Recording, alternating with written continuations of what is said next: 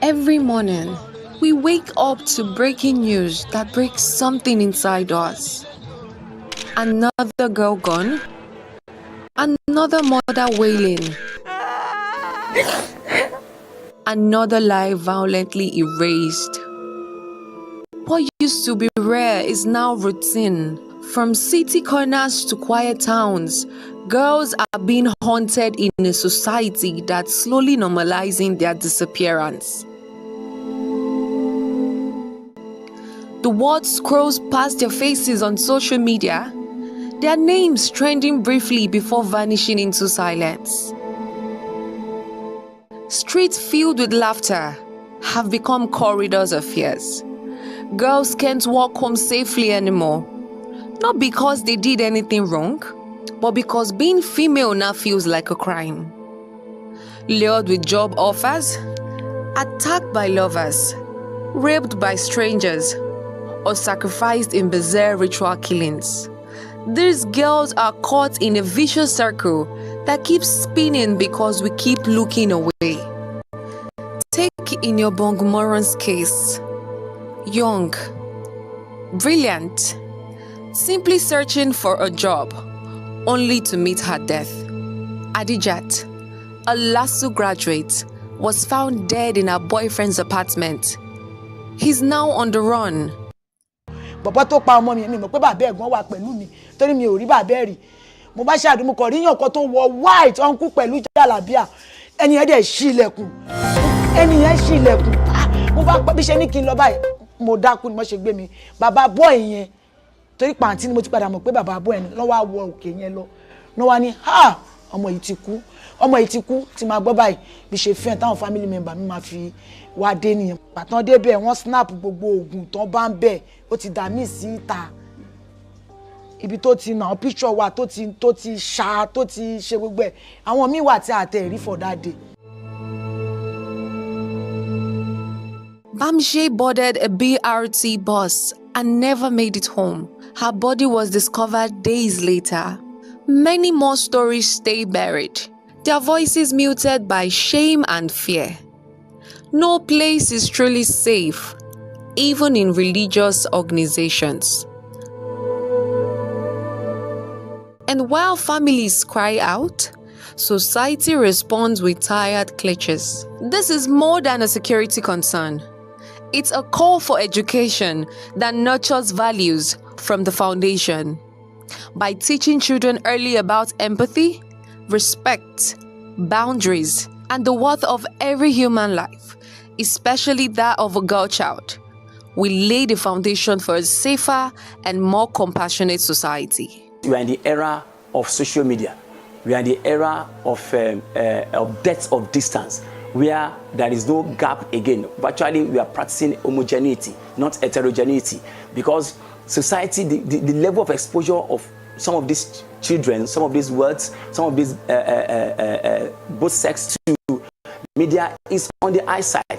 So there are some things that are applicable here, and there are some that are not. But due to their exposure, they don't even know how to curtail, how to control themselves. In fact, they've eroded the culture.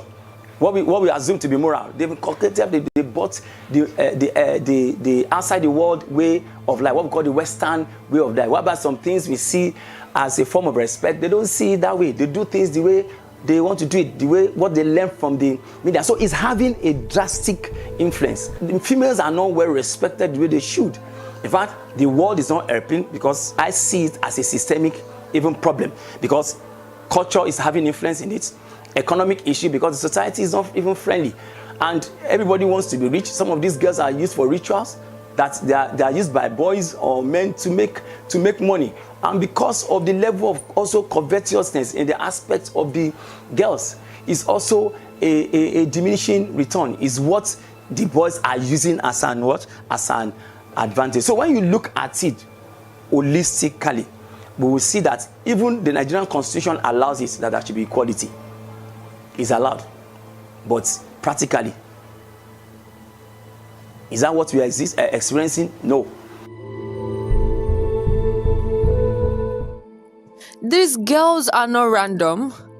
They were daughters, sisters, Students, best friends. Each of them had a light, a voice, a purpose. We cannot keep mourning them like background noise. Every time we ignore this crisis, we write another girl's obituary in advance. Enough of the hashtags, enough of the speeches. It's time for action from everyone. Because until the day a girl can walk freely without fear, none of us are truly safe.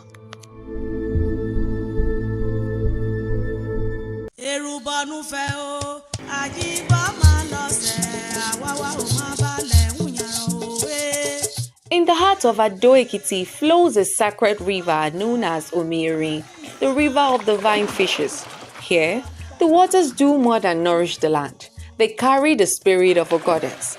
Local legend tells of a powerful deity who transformed herself into this river, leaving behind as sacred children the fishes that swim within. To harm them is taboo. To eat them unthinkable. According to the people, no matter how long this fish boils, it will never soften. And anyone who dares to defile the sacred order by catching or cooking a fish from Omirin will face the wrath of the goddess herself. Ẹja tó wà ńbẹ̀ wọn kì í pa ẹgẹt wọn kì í pa ẹrí gbogbo ọ̀pẹ tó wà lókè ńbẹ̀ yẹ wọn kì í da ẹja yẹn ló jẹ́ important jù fún apẹja etí erin kó o ṣe é kò ní jiná wọn kì í pa gan kẹ́hìn gbọ́ mi sà wọn kì í pa ẹnìkan dán oníjọ́ kínní àná.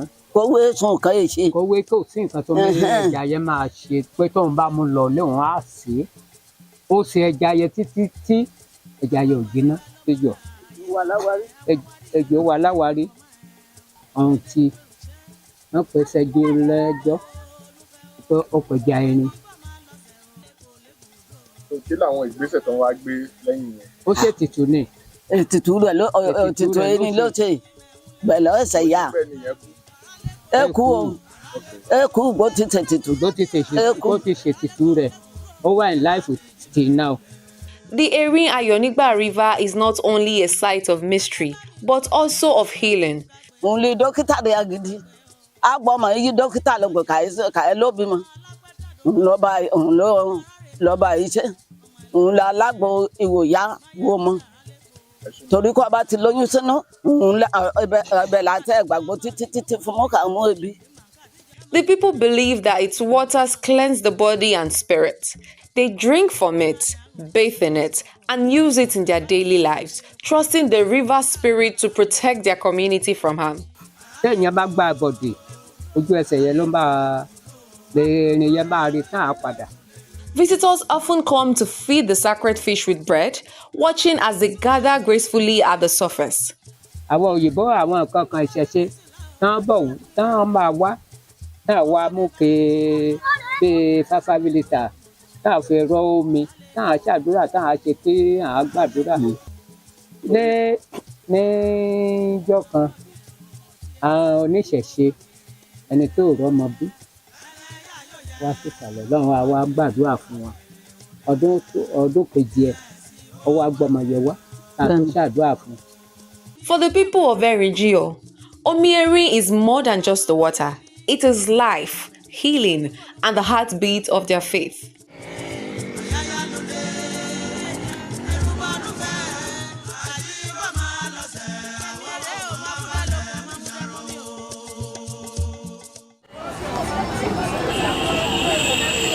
Data according to the United Nations World Food Programme says 30.6 million Nigerians face acute food insecurity. Experts blame on many factors which include the security challenges in the North and Middle Belt, post-harvest losses, poor storage facility, and a couple of other issues. Over the years, there have been efforts at boosting food production in Nigeria, taking advantage of its over 70 million hectares of land, multiple agroecological zones, and a climate favorable for year-round farming. There have been several other such interventions by governments at council, state, and federal levels, including the Produce for Lagos program and the 500 billion naira guarantee fund scheme by the Lagos state government.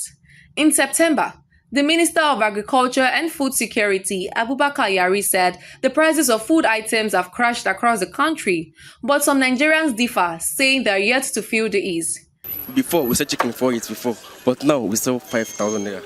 This one, before I selling 300, now I selling 500 because only it don't cost. Down I selling, before I selling 3,500, now I selling 6,000. Everything don't cost. About 2 months ago, we are buying the food like rice or back of rice is 70 something thousand naira, like 75, 78, 73. But now 60, 62, 50, 55 safe. So if I look, it's gone down now. Not to say like if you have increasing the price now.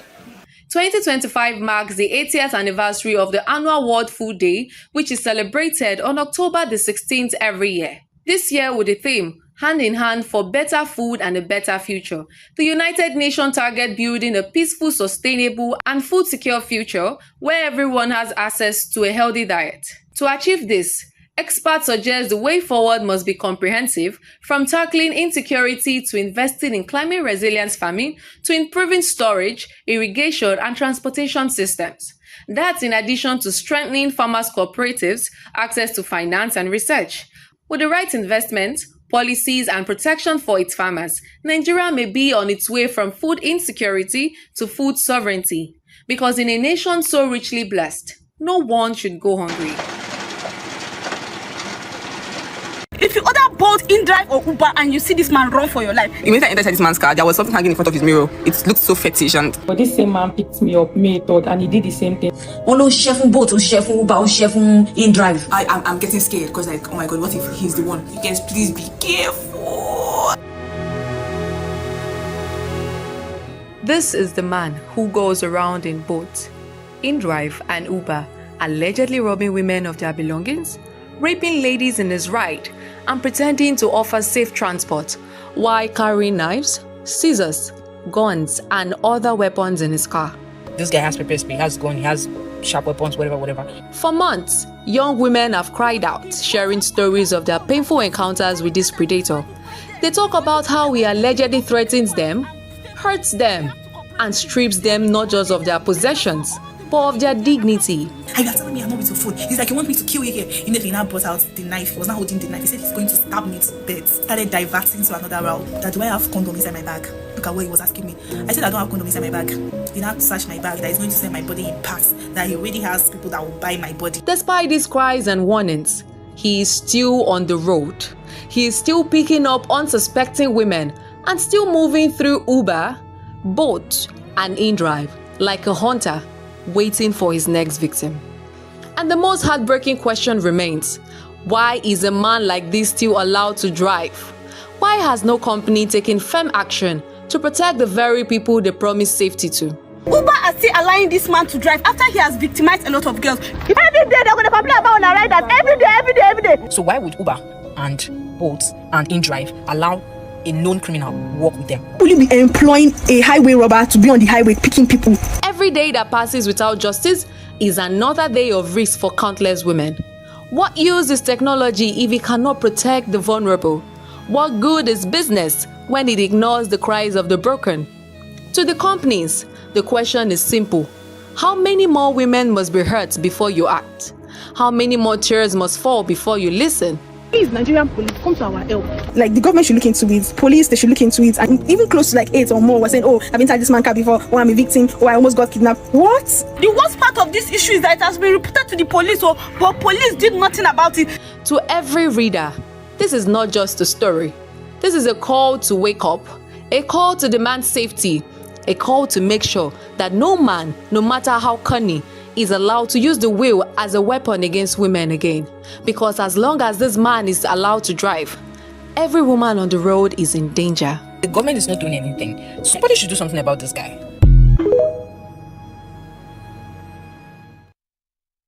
Every single day, Lagos generates over 13,000 metric tons of solid waste, more than many African countries produce in a week.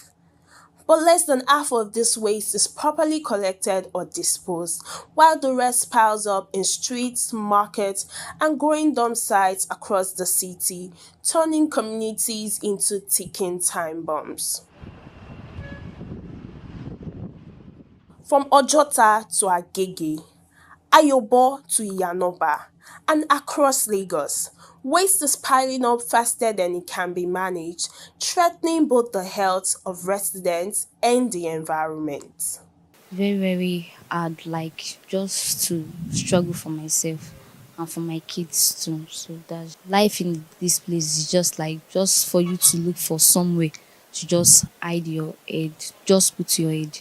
And they face a lot of challenges here in this place because like what I'm saying here, the place they live, kind of work they do, where they cook and what they eat every day. It's going to affect them because many of them are here just for them to survive. There is just one of two things that is come up is that they will have to sell something before they will see money here to eat. Either they sell plastic or a rubber or keg or nylon. So they'll need to sell it. They'll work hard to get the money here. But in this place, you see a lot of people they are living here. It's not like they don't have the money to rent house, but the money is too hard for them to see. Even though if they see the money safe, they will have to buy something. If rain fall, you will see a lot of water before you are coming into this place. But beyond residents, thousands of people depend on these dump sites for survival, selling foods and scavenging recyclables in risky and unhealthy conditions just to make a living. The question remains, how is the government tackling this challenge, and what is the plan for communities like Ojota, where the health of thousands is at stake? We have monitoring and compliance officers who go around to enforce environmental laws. So since last year, we've arrested and prosecuted close to 200 offenders for littering, for dumping bulk waste. And we've also sealed a lot of facilities, commercial facilities that have not been obeying the environmental laws. We need to reduce the amount of waste we're generating. We need to reuse as much of that waste as possible, and also to recycle as much as possible. And that's the gospel we've been taking throughout the state. We're currently running a 2-bin system in Lagos. We have 2 bins, a green bin for general waste and a blue bin.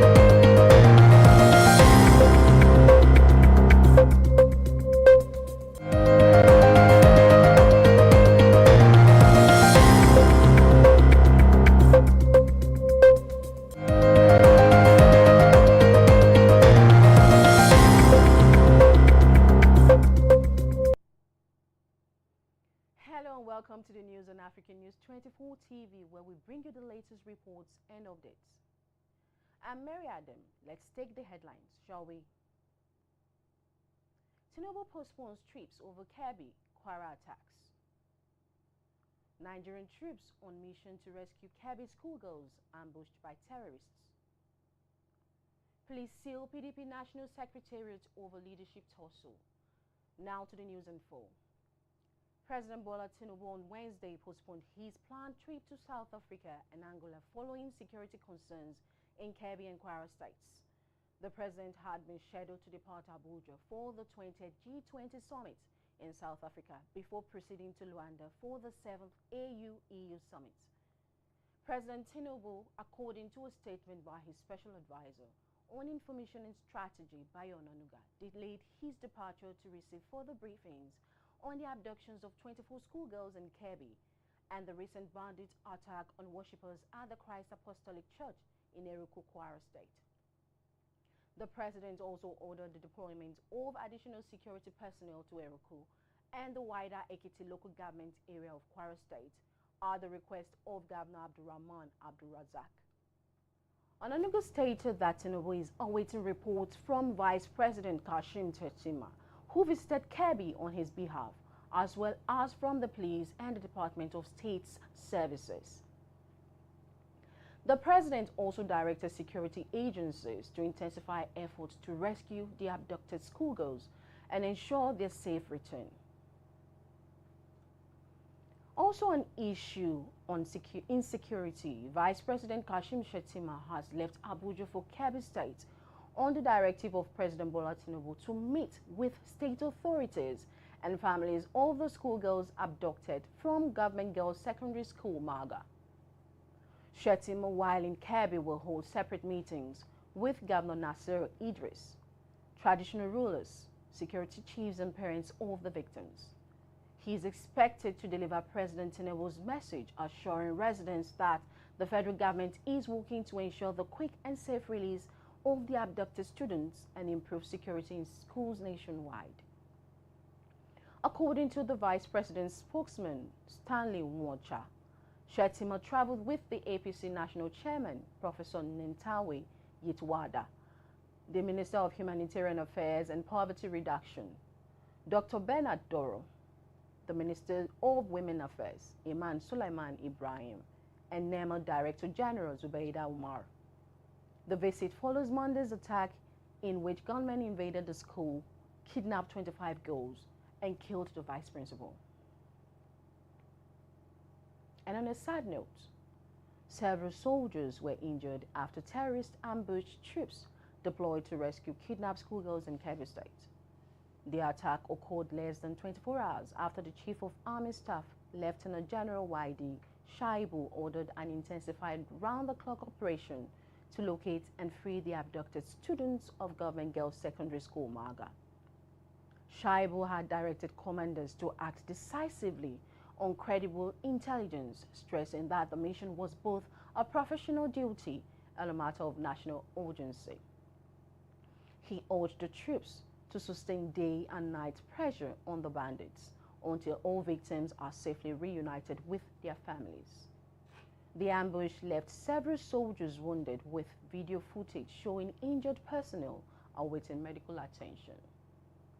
An operational vehicle was also riddled with bullets during the attack, highlighting the intensity of the firefight.